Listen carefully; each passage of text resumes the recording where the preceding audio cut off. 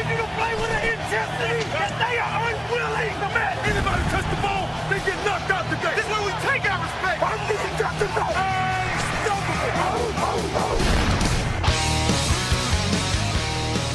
Bem-vindos ao podcast NFL Hoje. Meu nome é Gabriel Martins e hoje aqui comigo está o Frederico Maritan.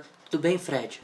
Tudo bem, sim, Gabriel. Mais uma vez aqui com você para a gente fazer mais um podcast NFL Hoje. Muita coisa para a gente falar, muita coisa interessante. E a temporada já começou com tudo, com um jogaço ontem de Steelers e Patriots. É verdade. Antes da gente começar, tem alguns lembretes aí que a gente tem que dar para os nossos leitores.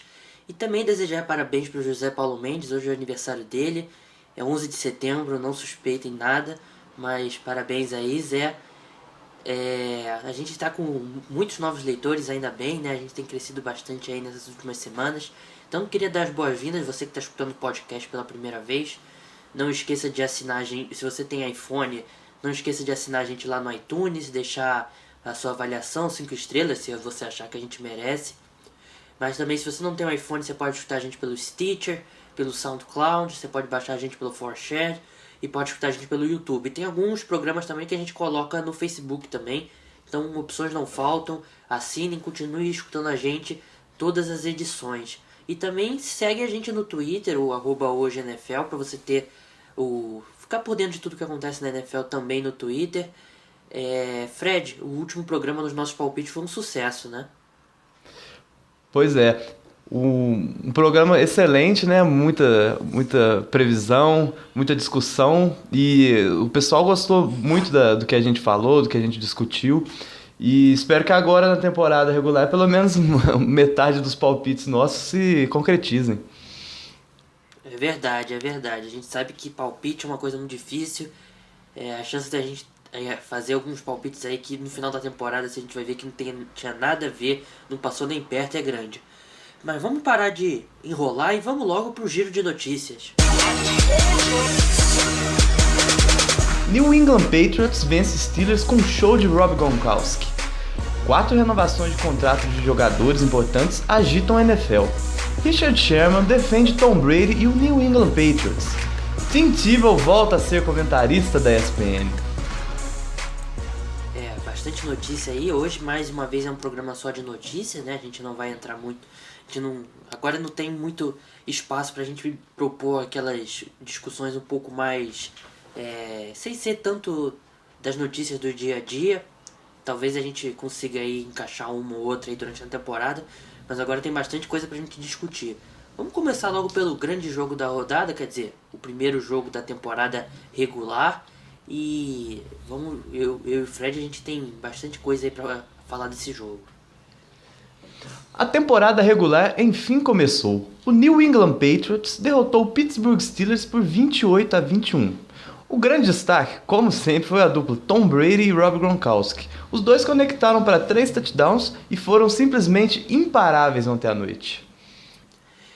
É verdade, até o Gronkowski quase que teve 4 touchdowns, né? Ele recuperou um fumble ali na linha na linha da endzone, só que acabou que ele não conseguiu recuperar. Depois de revisarem, viram que ele não entrou com a bola. Mas foi...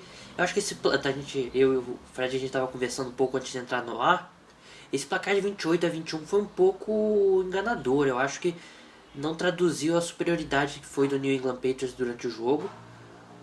A defesa dos Steelers tem problemas seríssimos para a temporada. Vai precisar evoluir muito se o time que era apontado por muitos, até pelo próprio Zé, como um dos que pode chegar lá ao Super Bowl. Acho que vai precisar melhorar muito na defesa. E também no ataque, eu acho que não sentiu nem tanta falta assim do Le'Veon Bell, porque o DeAngelo Williams passou de 100 jardas, teve um ótimo jogo. Só que principalmente na primeira metade do jogo, os Steelers várias vezes paravam na red zone, não conseguiam touchdown, erraram 2 field goals, você vê aí, foi 28-21. Com esses 2 field goals teria sido 28-27, poderia ter sido um jogo completamente diferente, né, Fred? Pois é, ontem, assim, foi um jogo até fácil para os Patriots. Eu estou vendo aqui os números aqui, o Tom Brady tentou 32 passes, completou 25. 288 jardas e 4 touchdowns. É muita coisa, assim. Ele estraçalhou a secundária dos Steelers. E é um fato, assim, tá certo que é o primeiro jogo e tem muita coisa ainda pode acontecer na temporada, mas é muito preocupante uma secundária jogar do jeito que jogou. E outra coisa, Tom Brady e Gronkowski, todo jogo, assim, eles vão conseguir muitas jogadas, vão conseguir muitas jardas, touchdowns.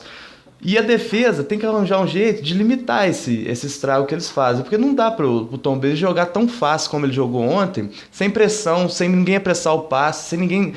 Ele sofreu 2 sacks e um sack. O sack que foi até mais importante foi o que o cornerback, não, desculpa, o safety dos Steelers conseguiu ontem. Então, o pass rush dos Steelers foi muito nulo. E do lado dos Patriots, algumas coisas que ficaram assim preocupantes também no jogo de ontem foi assim, a atuação da secundária, eu achei um pouco. E principalmente a defesa contra o jogo terrestre. Eu achei o DeAngelo Williams teve um jogo muito bom mesmo. Mas a defesa do Patriots ficou assim, um pouco enfraquecida nessa questão.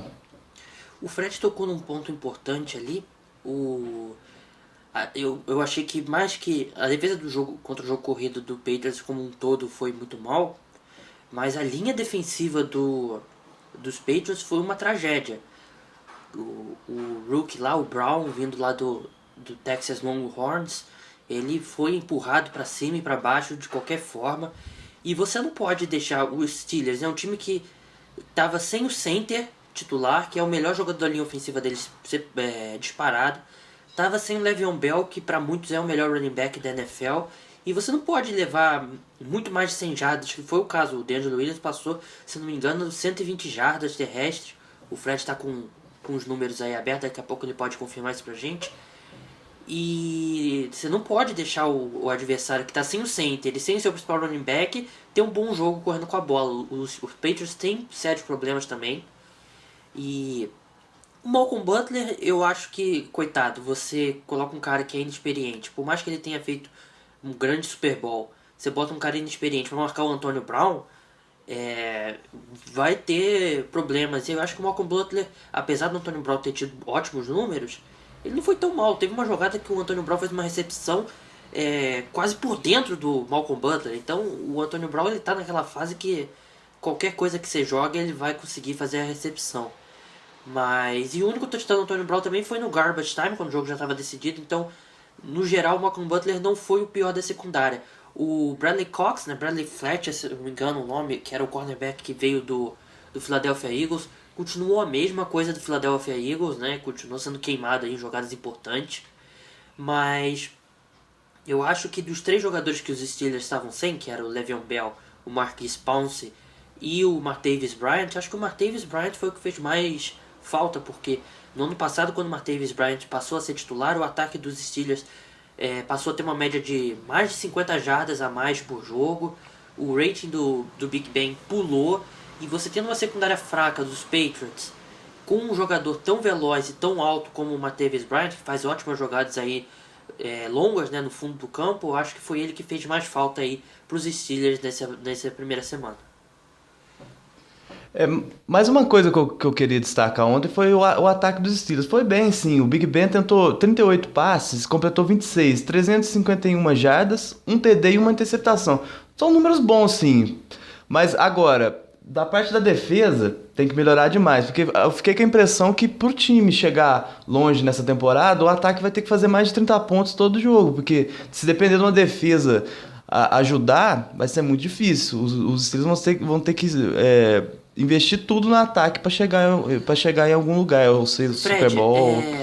Outra coisa também que me impressionou negativamente dos Steelers, um time que tem os melhores ataques da NFL, mesmo sem o Le'Veon Bell, o time foi muito mal na red zone, Ele teve algumas oportunidades e não conseguiu touchdown, e essas oportunidades que não conseguiu touchdown, 2 vezes foram para field goal e perderam field goal. Então vê que mesmo o ataque dos Steelers, que é a grande força da equipe, na red zone foi muito mal. Exatamente. E a questão também dos field goals pesou demais, porque um kicker da NFL não pode errar 2 field goals seguidos, assim. Acho que até de 40 jardas, é a obrigação do kicker. Agora foi um field goal, se eu não me engano, de 44, de 46, tinha que ter acertado. Porque não pode, um jogo fora de casa, uma estreia com todas as atenções, não pode apresentar de um jeito daquele, como foi ontem. E não foi nenhum rookie, né? Foi o Josh Scooby, né? Que é um kicker aí já há muito tempo, joga em Jacksonville, no Jacksonville Jaguars. E ele é um cara experiente, um dos bons kickers da NFL. Eu fiquei impressionado, eu achei que ele, como os Steelers adquiriram ele, eu pensava que ele seria um cara bem confiável e nesse começo de jogo, nesse começo de temporada não foi isso que aconteceu. Mas vamos avançar para a próxima notícia, que teve bastante coisa além do jogo ontem, né? Exatamente, Gabriel. Além do jogo, esta quinta-feira foi muito agitada com várias renovações de contratos importantes. Logo pela manhã, Marcel Darius renovou com os Bills. Mais tarde foi a vez de Luke Kuechly, do Carolina Panthers. E, por último, Eli Manning e Anthony Castonzo também renovaram com suas equipes. O Eli Manning, só para confirmar, deixar a informação certinha, ele parece que ele acertou tudo ontem com os Giants, já tá certo, o Fred vai passar os valores aí mais pra frente, mas faltou assinar ainda. Então, eu acho que é bem provável que a hora que a gente vai colocar esse podcast no ar e você vai escutar, é bem capaz do Eli Manning já estar com esse contrato assinado e já ser oficial. Mas, por enquanto, hoje a gente está gravando aqui na sexta-feira, às 10 horas da manhã, por enquanto ainda não está assinado, mas já estava tudo certo para os dois renovarem. Fred, passa rapidamente os valores dos 4 contratos aí pra gente passar para os nossos ouvintes. Vou começar aqui com o Marcel Darius. Ele renovou por 6 anos, 102 milhões de dólares e 60 milhões garantidos. É um contrataço. O Luke Kuechly renovou por 5 anos, no valor de 62 milhões de dólares. Eli Manning vai ficar com os Giants por mais 4 anos, no valor de 84 milhões de dólares. E o Anthony Castonzo, left tackle dos Colts, ficará na equipe por mais 4 anos, 42 milhões, 35 milhões garantidos, e isso nos 3 primeiros anos de contrato. O que está me chamando a atenção é que os contratos estão começando a ficar com maior parte garantida, né? É um efeito que a gente já esperava, porque na NFL não tem nada nas regras que diz que os contratos não podem ser 100% garantidos. E da mesma forma que na NBA e na Major League Baseball, não diz nada que os contratos precisam ser garantidos e eles são. Então, eu acho que os jogadores estão lutando aí cada vez mais por ter mais parte desses contratos garantidos. O Marcel Darius, Fred, ele assinou por 6 anos, 102 milhões, 60 garantidos. Esses 60 milhões de dólares garantidos é a maior parte garantida, maior valor garantido, na verdade, de um jogador que não seja um quarterback, né? Então você vê que o Buffalo Bills colocando bastante fé aí no Marcel Darius, que é um dos melhores defensive tackles da liga. Eu acho que ele tá logo ali com o Ndamukong Suh, um pouco abaixo do Ndamukong Suh, mas tá logo ali com o Jaron McCoy. E até com o Aaron Donald, que vai pro seu 2º ano, mas já é um grande defensive tackle. O Luke Kuechly, com justiça, vai ser o melhor inside linebacker, vai ser o mais bem pago, o inside linebacker. O contrato dele já ficou um pouco acima do DeAndre Levy, do Bob Wagner. Ele é um grande jogador, jovem ainda, tem 24 anos apenas, tem todo o potencial do mundo aí para ser um dos melhores inside linebackers da história da NFL. O Eli Manning, que segundo as notícias seriam 4 anos e 84 milhões de dólares, esse contrato o coloca abaixo do Russell Wilson, mas o coloca acima do Philip Rivers, né, que renovou recentemente. Então, acho que é mais ou menos ali o que o Eli Manning queria mesmo. Ele que você pode discutir em campo, o Philip Rivers parece estar um pouco acima do Eli Manning, mas tudo que o Eli Manning já conquistou e já mostrou que pode fazer nos momentos decisivos, o que o Philip Rivers ainda não mostrou, então ele merece sim esse salário. E o Anthony Castonzo, né, que é uma das poucas partes confiáveis aí da linha ofensiva dos Colts. Qual desses contratos te surpreendeu mais, Fred? 2 contratos, pra mim, o do Luke Kuechly e do Eli Manning. Do Luke Kuechly eu vou explicar. Ele é o melhor jogador da posição. E eu achei até pouco os valores que renovaram para eles. É claro que inside linebacker, na NFL, assim, se você pegar a média dos melhores salários, não é tanto igual o quarterback, pass rush, left tackle, cornerback. Mas agora, quando você tem o melhor jogador da posição, que é titular em qualquer equipe, eu acho que tinha que garantir ele por mais tempo ainda e por um valor ainda maior. Porque ele é excelente, cara. É o cara que para o ataque. Eu até peguei o ataque adversário, até peguei os números aqui do Luke Kuechly. Ele já tem 473 tackles em 3 anos. No primeiro ano, ele foi o calouro defensivo. No segundo, melhor defensor. No terceiro ano, ele foi o líder de tackles. Então, assim, você tem o melhor jogador. Assim, se a gente for fazer um ranking dos melhores jogadores da liga, ele tá no top 10. Eu achei até pouco, assim, pelo que foi. Mas é uma excelente contratação. E menos um problema para os Panthers agora. Agora sobre o Lyman, assim, eu gosto dele. Um cara que já tem 2 Super Bowls, como você falou, Gabriel, é indiscutível que ele é um quarterback elite, assim. Agora falta ele ser um pouco mais regular.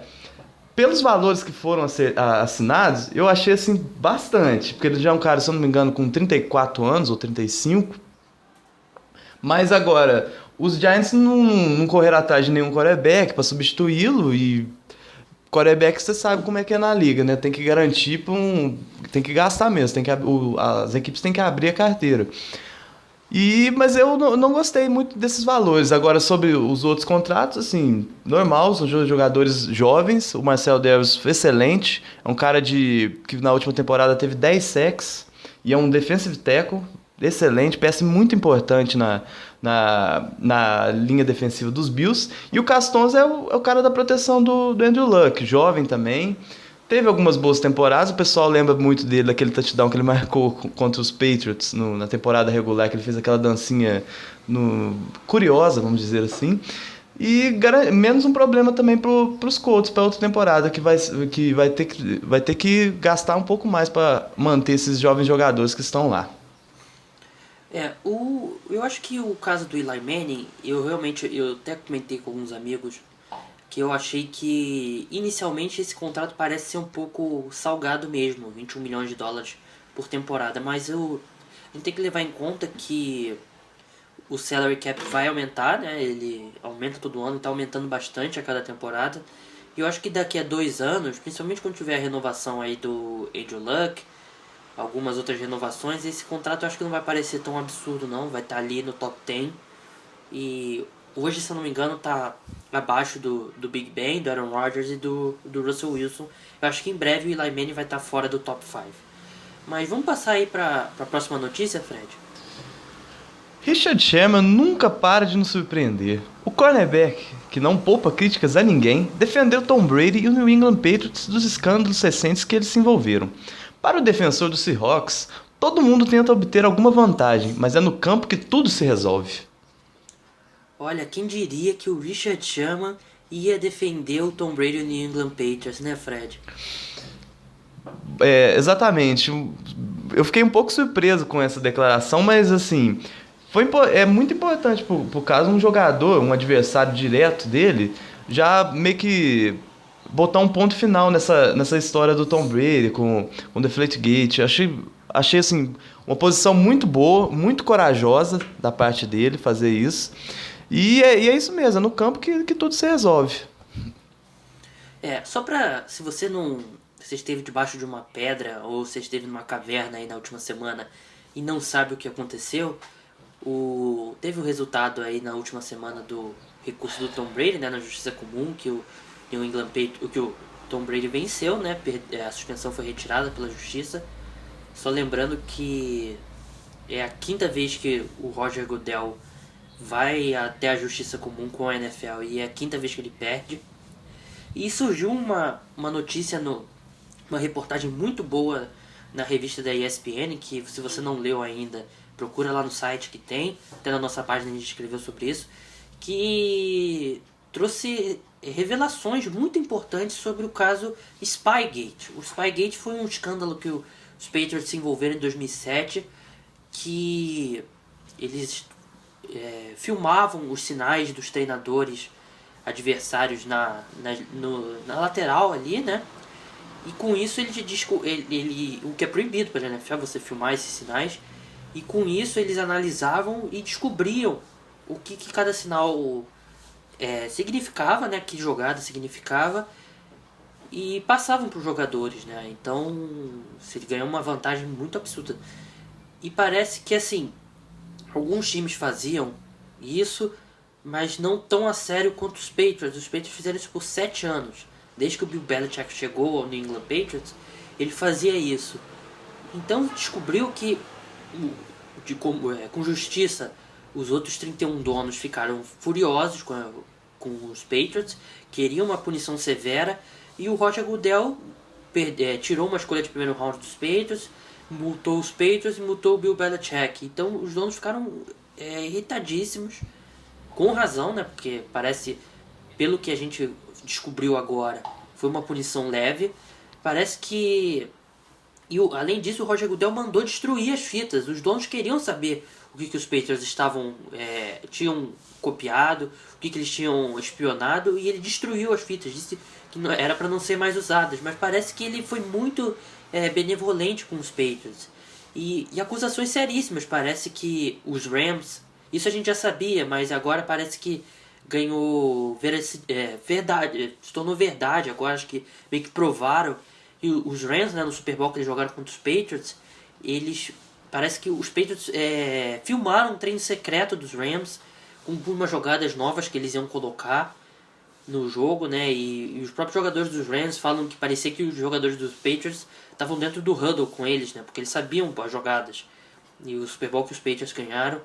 E também tem relatos dos Patriots mandar funcionários irem pegar aquela folha que eles fazem com as primeiras jogadas do jogo, né? Que todas as primeiras jogadas do jogo, pelo menos a primeira série de cada equipe, já é combinada antes. E parece que eles botavam funcionários para roubar essas folhas. Tem relatos até de funcionários nos hotéis procurando o playbook do adversário. Então, realmente é uma coisa... Eu acho que... Eu sempre não gostava muito dessa teoria de conspiração, eles só venceram porque eles são trapaceiros e tudo mais. Mas eu vou perguntar agora pro Fred, acho que a gente nem combinou muito isso antes do programa. Mas tem como colocar um asterisco aí nesses títulos dos Patriots? Pelo menos esses 3 primeiros, Fred? Bom, uma questão muito complicada. Mas, agora, é normal, em qualquer esporte, algum jeito que um adversário arranja de adquirir vantagem. Nesse caso, o Patriots tentou de algum jeito e foi com sucesso. Agora, botar um asterisco ainda é complicado, porque a gente ainda fica muito na especulação. E aí, eles trapacearam? Quem foi? A mando de quem? Agora, é uma coisa assim, acaba que fica uma situação, a palavra de um contra a palavra de outro. Porque a gente tem muita informação concreta e mais especulação. Agora, sobre você questionar os títulos dos Patriots, ainda é complicado, porque os caras ganharam 4 vezes, mas assim, mesmo que tenha alguma trapaça ainda, que todo mundo suspeita agora, mais do que nunca, porque pelo fato deles ser reincidente, fica complicado a gente cravar, não, eles trapacearam, não, eles não trapacearam. Agora, eu ainda vou esperar, eu preciso ainda de uma prova assim... que vai mudar tudo, que a gente pode confirmar que eles trapacearam ou não. Eu prefiro esperar, eu prefiro ainda não fazer um julgamento apressado, porque além do mais, essas coisas demoram muitos e muitos anos a aparecer. Então é capaz que daqui 10 anos, 20 anos, 30 anos, apareça uma prova concreta e confirme. Agora, eu não questiono, por enquanto, esses títulos do Patriots. Eu acho que... Claro que você, de forma anônima, até na matéria eu acho que eles fizeram uma ressalva muito importante, que muitas das pessoas que... adversários dos Patriots que falaram de forma anônima, eles reconheceram que eles ficavam um pouco de ciúme dos Patriots, sim, por causa do sucesso dele. Eu acho que não é a grande razão que os Patriots foram campeões, isso que eles faziam fora de campo, mas eu tenho certeza que ajudou. Eu acho que... Para mim, Bill Belichick continua sendo um dos melhores head coach da história da NFL. O Tom Brady, para mim não muda nada o Tom Brady, porque o Tom Brady não estava envolvido diretamente. Todos falaram que os jogadores não sabiam o que estava acontecendo.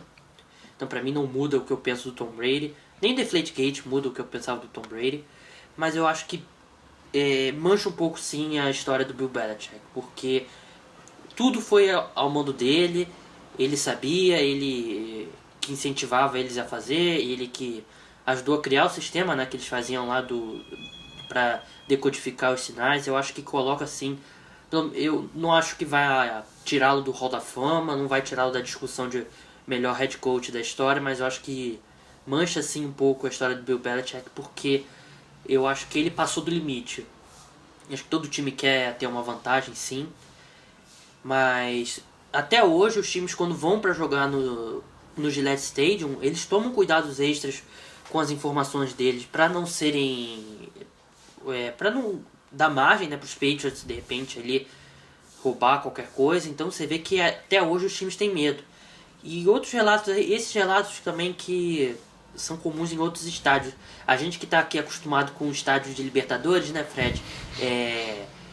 Vestiário com água fria, sem os chuveiros quentes funcionarem, vestiário com tinta fresca nele todo para os jogadores não poderem sentar. Mas o que parece que acontecia, pelo menos no Gillette Stadium, era de problemas de comunicação entre os técnicos que ficam lá em cima, né, nos camarotes, e os lá de baixo, né, que é uma comunicação comum, mas parece que dá problema também em alguns estádios. E deu problema ontem, né, no Gillette Stadium. Parece que em determinado momento os técnicos dos Steelers na lateral não conseguiam escutar os técnicos que estavam lá em cima analisando o jogo, e parece que estava indo uma frequência de uma rádio dos Patriots, uma rádio local dos Patriots ou uma rádio oficial dos Patriots, agora eu não sei, mas parece que numa situação do ataque dos Steelers em campo isso que aconteceu. Então isso é muito prejudicial. Até na transmissão, né, a transmissão americana falou que os oficiais lá da organização desligaram o rádio dos Patriots também, enquanto não resolveu o problema dos Steelers, né, para manter ali a paridade. Você vê que parece que é um clima de Libertadores no Gillette Stadium, né, Fred? Chega a ser até engraçado uma coisa assim, porque eu olho assim a NFL tão desenvolvida perto das outras ligas, dos outros esportes, tão assim, pra mim, muito à frente de FIFA, CBF, Comitê Olímpico, todo mundo. Aí a gente chega a um caso de um estádio hostil, é um cenário mesmo de Libertadores mesmo, que a gente aqui tá muito acostumado. Só falta o Rob Gronkowski se alinhar no lado, né, numa das sidelines ali para receber um passe, e tem que vir a polícia com um escudo por causa do que a torcida joga, né? E aí viraria total Libertadores.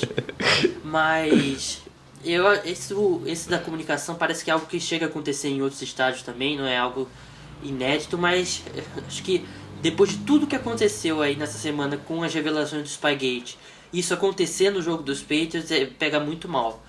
Mas vamos avançar para a última notícia do dia. Uma notícia muito triste para alguns fãs da NFL.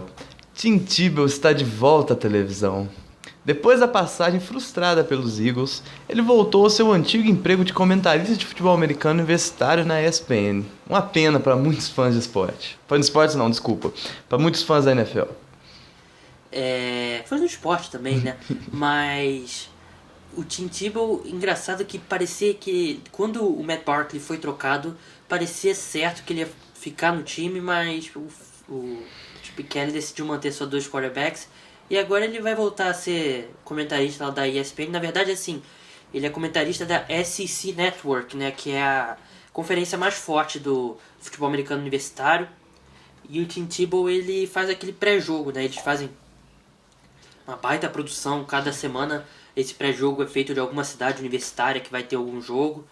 E eu já tive a oportunidade de assistir tanto esse pré-jogo quanto um jogo, né, um bowl que ele comentou.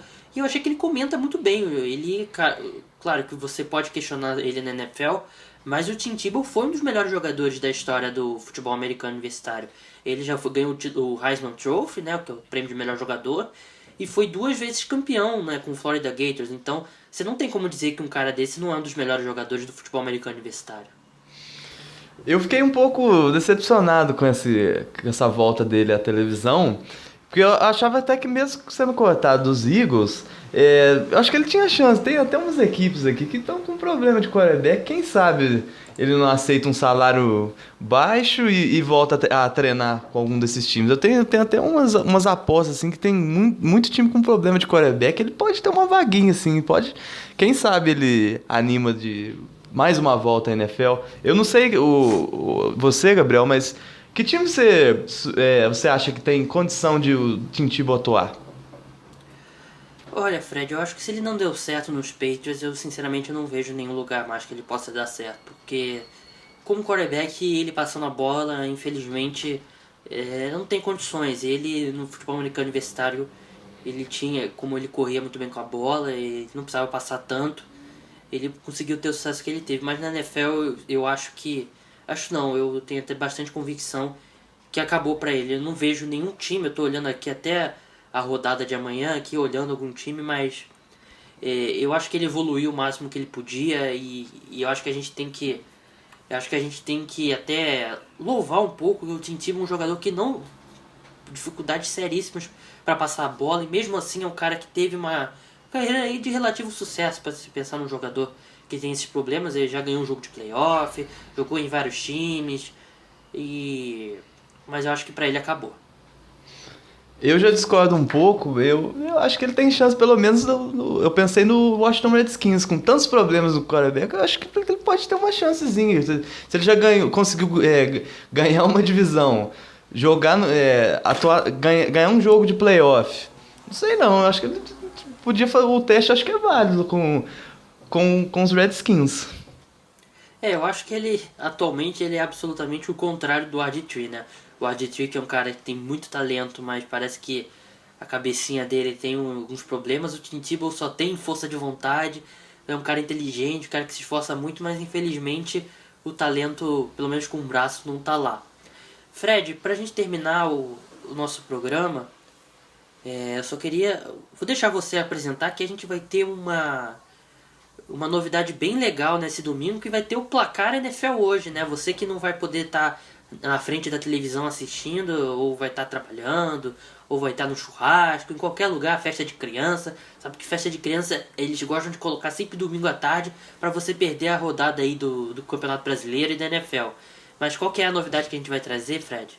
Bom, para você que não vai ter a oportunidade de acompanhar o jogo ao vivo, na televisão ou mesmo na internet, em algum link que você segue, a gente vai estar atualizando sempre tudo que está acontecendo, os resultados, os placares, o que está acontecendo. Às vezes tem algum fato muito importante durante o jogo e a cobertura não para do NFL hoje, mesmo que com tantos esses jogos, nós vamos continuar com atualizando sobre todas as informações que está acontecendo na NFL. O nosso placar já está pronto, aí domingo aí a gente vai estrear ele e acho que mais ou menos de meia hora a gente vai atualizar com todos os resultados aí de momento. E você sabe, né, a gente no NFL hoje você não fica desinformado, você fica sempre por dentro de tudo que acontece na NFL. Fred, você tem alguma coisa aí para terminar antes da gente encerrar? Muitos jogos importantes nesse domingo, já uma rodada muito quente. Eu gostaria até de destacar alguns jogos que eu estou muito curioso para ver. Claro que tem alguns, não vou conseguir destacar todos aqui, mas olho alguns jogos assim que vão ser muito interessantes, muitas coisas que eu estou esperando resposta há vários meses, como Colts e Bills, vai ser um jogo muito bom. Giants Cowboys, que vai ser o Sunday Night, vai ser um Sunday Night assim, eu tô esperando um Sunday Night de muitos pontos. E para finalizar, um Monday Night duplo, né, que para quem acompanha a NFL há algum tempo sabe que na primeira semana tem dois jogos, na segunda, porque na última não tem um Monday Night. E muita expectativa agora, que agora estamos de vez até fevereiro do ano que vem, todo domingo com muitos jogos da NFL e muitos confrontos excitantes. Bem, só dar os últimos lembretes. Você que está escutando a gente pela primeira vez, não esqueça de assinar a gente lá no iTunes, se você tem um iPhone, ou se você não tem um iPhone, você pode assinar a gente no Stitcher. Eu recomendo bastante o Stitcher, que é um aplicativo que você baixa diretamente o o podcast lá, você não precisa do computador para nada. Você também tem o SoundCloud, você pode fazer também a mesma coisa, escutar ele diretamente pelo aplicativo. Tem o ForShare, você pode escutar no YouTube também. Assine o nosso canal no YouTube para você ficar, sempre que a gente colocar um podcast vai aparecer lá. Você pode escutar a gente também agora. Algumas edições a gente coloca no Facebook. No Facebook tem uma limitação de tempo que aí alguns podcasts que passam um pouco do nosso tempo habitual não dá pra gente colocar lá. Outra coisa também que eu queria lembrar, queria até explicar para os nossos ouvintes. Sempre quando vocês entram no iTunes, vocês veem que no iTunes e no SoundCloud tem sempre 3 podcasts. A gente já está fazendo esse podcast há algum tempo, se eu não me engano essa é a 12ª ou 13ª edição. Só que a gente tem uma limitação de tamanho no nosso servidor, então a gente tem que deletar os antigos. Então não estranhe, se você quiser escutar algum podcast antigo, você pode baixar no ForShare, pode escutar lá no YouTube sem problema nenhum. Você encontra lá, mas pelo iTunes e pelo SoundCloud normalmente são sempre os 3 mais recentes. Infelizmente a gente tem essa limitação no nosso servidor, que a gente está aí mais pra frente, a gente quer resolver isso. Mas por enquanto eu acho que não traz muitos problemas, mas se você quiser fazer muita questão de escutar um antigo, você tem os outros lugares lá que você pode escutar sem problemas. Também não esqueçam de seguir a gente no Twitter, né, o @hojeNFL, ao contrário, invertido da página, né, hojeNFL. E lá no Twitter também, de vez em quando eu entro lá, a gente bate o papo lá com nossos ouvintes, tem todas as notícias que vão para a página, vão para o Twitter também. Bem, meu nome é Gabriel Martins, você esteve comigo com o Frederico Maritan. Na terça-feira a gente volta com mais uma edição do podcast NFL Hoje. Até lá, tchau!